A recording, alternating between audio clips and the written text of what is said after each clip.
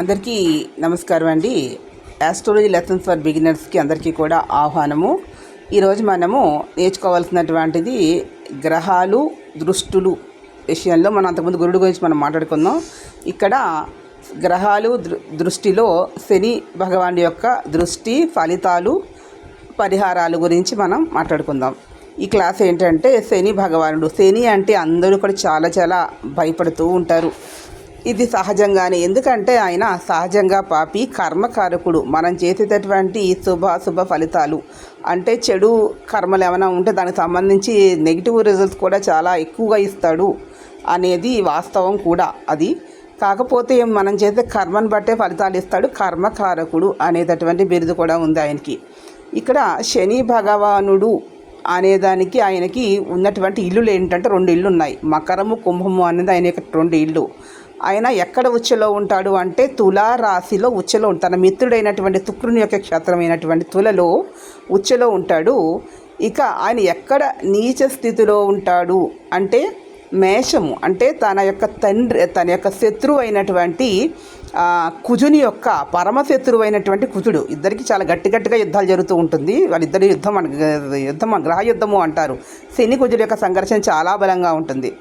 ఆ కుజుని యొక్క యుద్ధ క్షేత్రంలో నీచ స్థితిలో ఉంటాడు. అంటే ఆయన మేషంలో ఆయన ఎటువంటి చాలా తక్కువ అంటే ఆయన ఇచ్చేటట్టు ఇక్కడ ఎలా ఉంటుంది అంటే వాళ్ళకి కనుక శని అనుకూల గ్రహం అయి ఉన్నాడు అనుకోండి, అప్పుడు వారికి ఇచ్చేటటువంటి ఫలితాలు అనేవి ఆల్మోస్ట్ 0 అయిపోతాయి. అదే శని వారికి వ్యతిరేకంగా ఉన్నాడు అనుకోండి ఆ జాతకంలో, అలాంటి వారికి ఇలా ఉండడం అనేది మేషంలో ఉండడం చాలా మంచిది. ఎందుకంటే శని ఇచ్చే నెగిటివ్ రిజల్ట్స్ అనేవి ఆల్మోస్ట్ తగ్గిపోతాయి. అదే అనుకూలంగా ఉన్న వాళ్ళకి పాజిటివ్ యొక్క రిజల్ట్స్ అనేవి తగ్గిపోతాయి. ఈ విధంగా అనేది జరుగుతూ ఉంటుంది. కాబట్టి మీరేం చేస్తారు, ఇక్కడ చూడవలసింది ఏంటంటే శని వారికి అనుకూలంగా ఉన్నాడా వ్యతిరేకంగా ఉన్నాడా అని జన్మజాతకంలో పరిశీలన చేసుకోవాలి. ఆ లగ్నానికి అతను మిత్రుడా శత్రువా అనేది చూడాలి. అతను ఒకవేళ 11వ స్థానంలో ఉంటే ఆ శత్రువైనా కూడా యోగిస్తాడు అనే పాయింట్ కూడా మనం ఇక్కడ గుర్తుపెట్టుకుని ప్రిడిక్షన్ ఇవ్వాల్సి ఉంటుంది. మీరు ఇంట్రెస్ట్ చూపిస్తే 10-15 నిమిషాలు క్లాస్ చెప్తాను. సో కామెంట్ బాక్స్లో కామెంట్ తెలియజేయండి, ఒక లైక్ ఇచ్చి ఎంకరేజ్ చేయండి. Please subscribe my channel. మరిన్ని కొత్త విషయాలతోటి కొత్త లెసన్స్ తోటి మీకు రోజు చెప్తూ ఉంటాను నేను నాకున్న పరిజ్ఞానం మేరకు.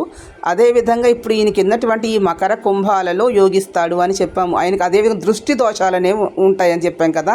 తను కూర్చున్న ప్లేస్ ఒక స్థానం నుంచి శని భగవానుడు 3వ స్థానాన్ని 7వ స్థానాన్ని 10వ స్థానాన్ని చూస్తాడు. ఈ 7వ స్థానాన్ని సామాన్య దృష్టితో చూస్తాడు. అంటే 50% ఫలితాలు 100% ఫలితాలు ఇచ్చేటటువంటిది ఆయన ఏదంటే 3వ స్థానము 10వ స్థానము దశమ స్థానం. అంటే లగ్నంలో కనుక ఎవరికైనా ఉన్నట్లయితే ఆయన దశమాన్ని చూస్తాడు.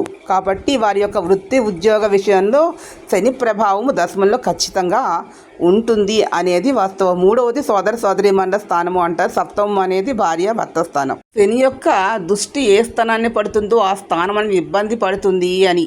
ఇక్కడ శని కనుక వివాహ స్థానం వారి జాతకంలో చూసినట్లయితే ఆ యొక్క స్థానం హస్బెండ్ వైఫ్ రిలేషన్స్ అనేవి ఎప్పుడు కూడా డిస్టర్బెన్స్ అనేది కొంత అలజడి అనేది ఉంటుందనేది వాస్తవము.